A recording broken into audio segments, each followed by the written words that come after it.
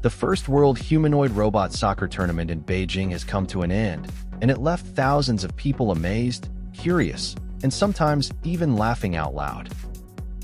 For 3 days, humanoid robots faced off on the soccer pitch, not in a video game or a simulation, but in front of a live crowd at the National Speed Skating Oval.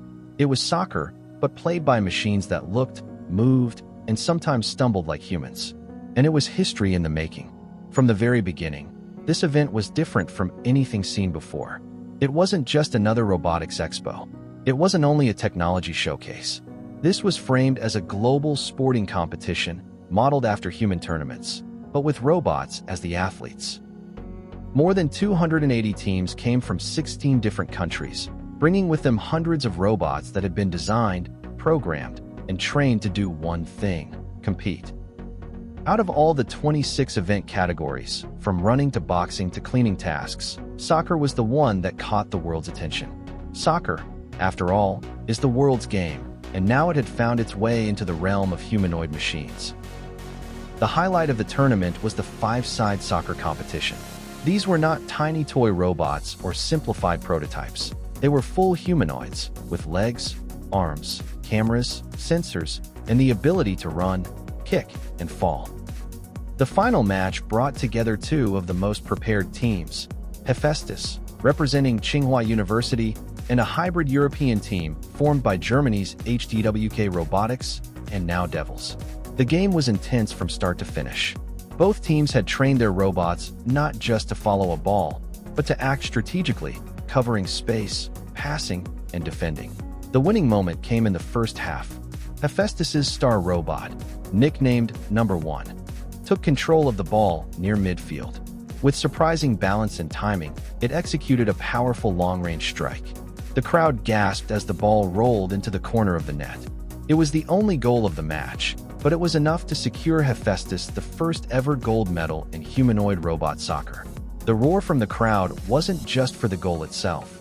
It was for the realization that robots were now capable of playing soccer in a way that felt recognizably real.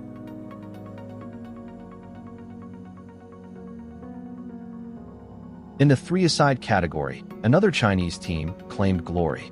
Mountain and Sea, representing China Agricultural University, showed consistency and resilience.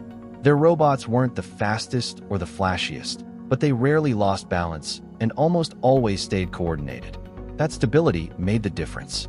In a game where falls, collisions, and technical glitches were common, Mountain and Sea's ability to keep their robots upright gave them the edge they needed to take home the title.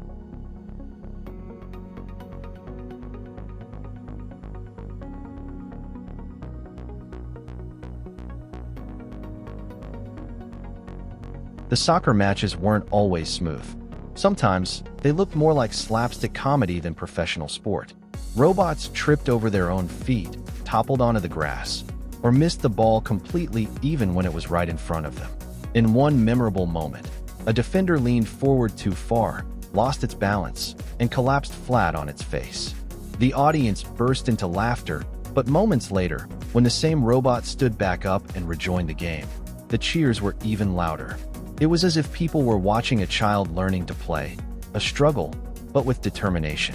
Not every match had goals, and not every robot could move quickly.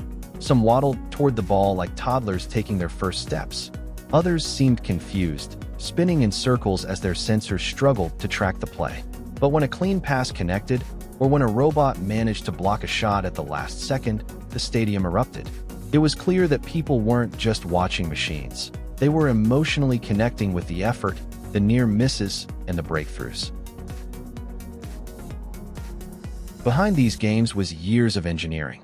Building a humanoid robot that can walk is already a challenge.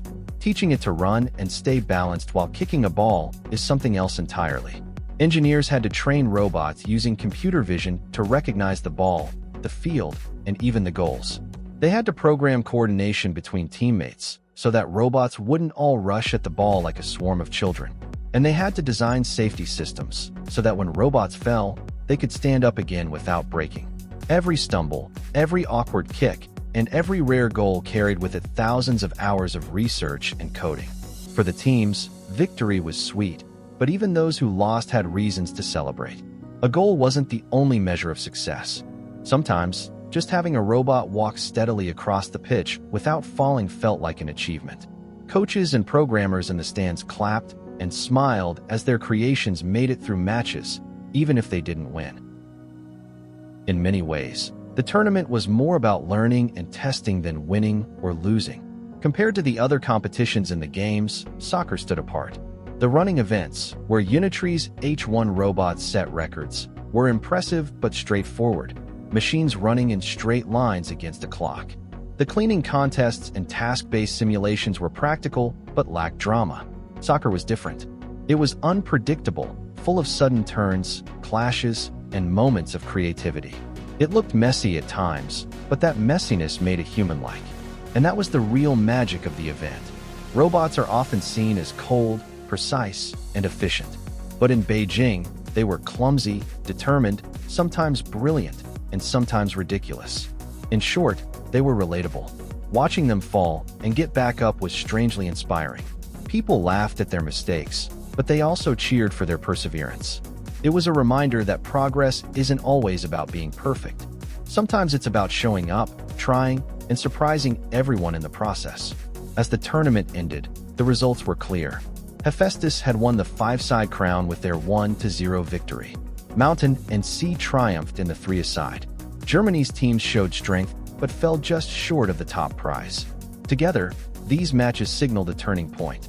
Humanoid robot soccer was no longer a dream in a laboratory. It was a public sport, watched by thousands and streamed to millions around the world. The significance goes far beyond entertainment. The technology that allowed robots to play soccer, balance control, vision recognition, teamwork algorithms, are the same technologies that could make robots useful in real life. A robot that can track a fast-moving ball can also track people in a crowded environment. A robot that can recover from a fall on the field can also recover when helping the elderly at home. What we saw on the soccer pitch was not just sport, it was a glimpse into the future of robotics in society.